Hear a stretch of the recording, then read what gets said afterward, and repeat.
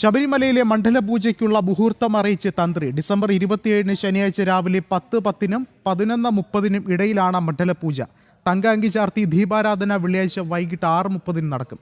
ശനിയാഴ്ച ഉച്ചയ്ക്ക് തങ്കാങ്കി ചാർത്തി മണ്ഡലപൂജയും രാത്രി 11-ന് ഹരിവരാസനം പാടി നട അടയ്ക്കുകയും ചെയ്യും. പിന്നീട് മകരവിളക്ക് മഹോത്സവത്തിന് ഡിസംബർ 30-ന് വൈകിട്ട് 5 മണിക്ക് നട തുറക്കും.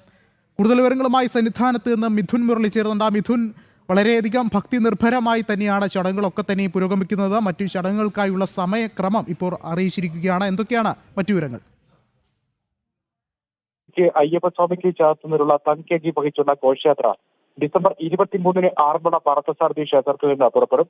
ഇതേ ദിവസം രാവിലെ പുറപ്പെടുന്ന ഘോഷയാത്ര വിവിധ ക്ഷേത്രങ്ങളിലെ സ്വീകരണങ്ങൾ ഏറ്റുവാങ്ങി ഡിസംബർ 26-ന് ദീപാരാധനയ്ക്ക് മുൻപാണ് സന്നിധാനത്ത് എത്തുക. തുടർന്ന് തങ്കേക്ക് ചാർത്തിയുള്ള ദീപാരാധന നടക്കും.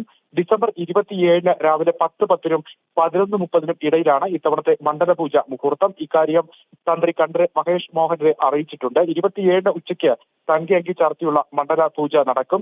27-ന് രാത്രി 11 മണിക്ക് ഹരിവരാസനം പാടി നടയടയ്ക്കുന്നതോടെ ഇത്തവണത്തെ മണ്ഡലകാല തീർത്ഥാടനത്തിന് സമാപനമാകും. തുടർന്ന് മകരവിളക്ക് തീർത്ഥാടനത്തിന് വേണ്ടിയുള്ള കാത്തിരിപ്പിച്ച ദിവസങ്ങൾ. മകരവിളക്ക് മഹോത്സവത്തിനായി 30-ാം തീയതി വൈകിട്ട് 5 മണിക്കാണ് നട തുറക്കുന്നത്. സന്നിധാനത്ത് ഭക്തജന തിരക്ക് തുടരുകയാണ്. ഇനി മണ്ഡലപൂജ മകരവിളക്ക് തീർത്ഥാടനത്തോടനുബന്ധിച്ചുള്ള ദിവസങ്ങൾ ഒക്കെ ആയതുകൊണ്ട് തന്നെ വലിയ തിരക്ക് സന്നിധാനത്ത് പ്രതീക്ഷിക്കുന്നുണ്ട്. ഇന്നലെ മാത്രം 89,378 ഭക്തർ ദർശനം നടത്തി.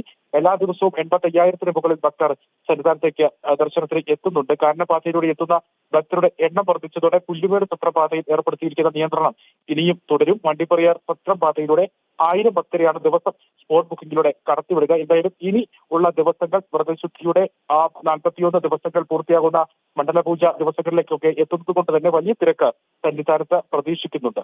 വിഷ്ണു, ശരി, മിഥുനാണ് വിവരങ്ങൾ നൽകിയത്.